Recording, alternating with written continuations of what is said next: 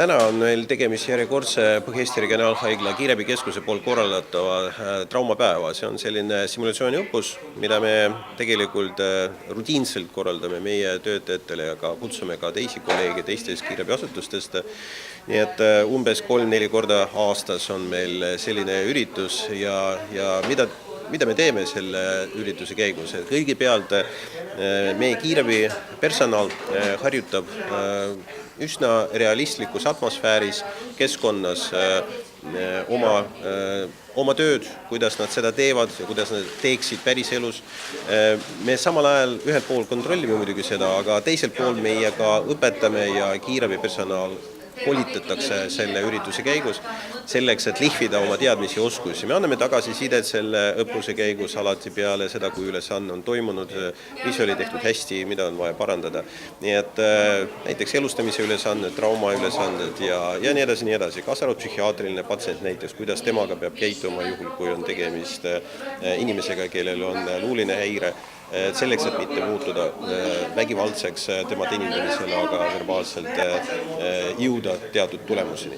Ja nii edasi. Ja muidugi teine osa meie üritusest täna on suurennetuse simulatsioon, mis on meil üsna tavapärane. Iga kord me teeme üksik simulatsioone, kus kiirabid lahendavad ühe patsiendi probleeme ja siis on suurennetuse simulatsioon. Seekord see toimub Saku Suurhallis ja meie legendi järgi seal on üks kongress, hästi palju delegaate on sellel kongressil, tekib mingil hetkel paanika, inimesed hakkavad jooksma, tormama välja ja siis mõned inimesed jäävad lihtsalt maha, ei saa välja, kukuvad maha ja siis neid on vaja päästa.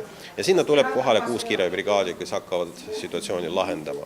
Vastumängijaks on meil täna Lääne-Tallinna Keskhaigla, kuhu kõik need kannatanuid ka hospitaliseeritakse ja meie kiirabi ühelt poolt, meil osaleb 3 Põhja-Eesti Regionaalhaigla kiirabibrigaadi, meil osaleb 2 Tallinna kiirabibrigaadi, 1 Pärnu kiirabibrigaad.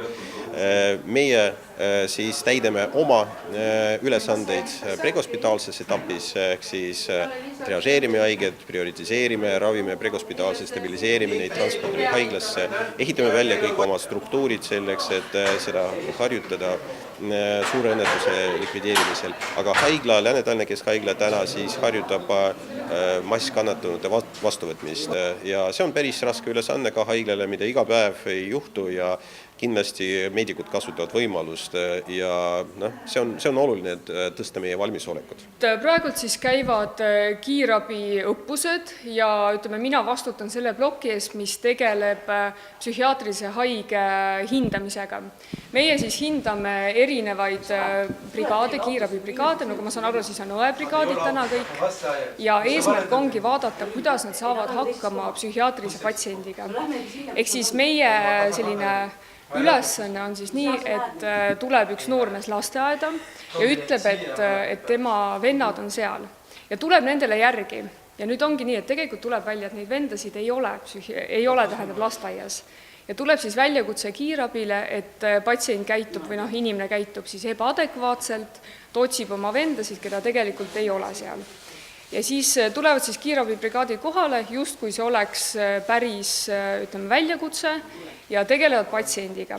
Nende eesmärk on viia patsient psühhiaatria kliinikusse ilma selleta, et patsient muutuks agressiivseks, et nad peaksid kutsuma politseid või kasutama muul moel jõudu.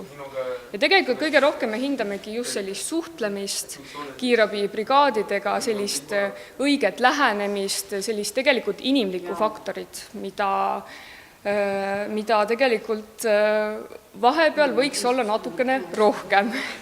Aga selleks need õppused tegelikult ongi, et seda harjutada ja et seda välja tuua ja seda meelde tuletada.